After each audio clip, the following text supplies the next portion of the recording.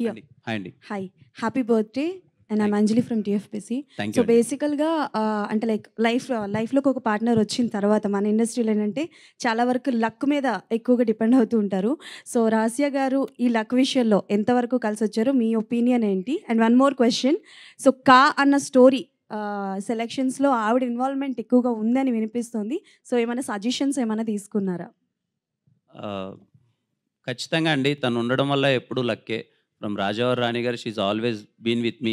కంటిన్యూయస్‌గా సపోర్ట్ చేస్తున్నారు. 'కా' సినిమా ఇక నుంచి అదే 1, 2 అది అయిన తర్వాత నాకన్నా ముఖ్యంగా తను కథలు వింటుంది, కూర్చుంటుంది. కొంచెం టీమ్ అందరం కూర్చొని డిసైడ్ అయ్యేదే ఎళ్తున్నాం.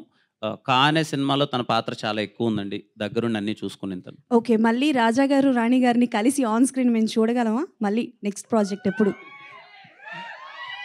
ఒకటైతే తనతో మళ్ళీ చేస్తానని ప్రామిస్ చేశాను. చూడాలండి ఎప్పుడు. ఒకవేళ వీలు కుదిరితే మంచి కథ ప్రామిస్ చేశారు కాబట్టా? లేకపోతే కంటిన్యూస్‌గా చేస్తారా? లేదండి. ప్రామిస్ చేశాను కాబట్టి చేసేసామని ఇప్పటికి. బట్ కథ ఏదైతే మళ్ళీ మీ ఇద్దరం ఒక దాంట్లో కనిపిస్తే ఏ కథకైతే బావుంటదనుకుంటేనే చేస్తామండి. బట్ ఐ హోప్ ఒక సినిమా అయితే మళ్ళీ చేయాలనుకుంటున్నాం. చూడాలండి.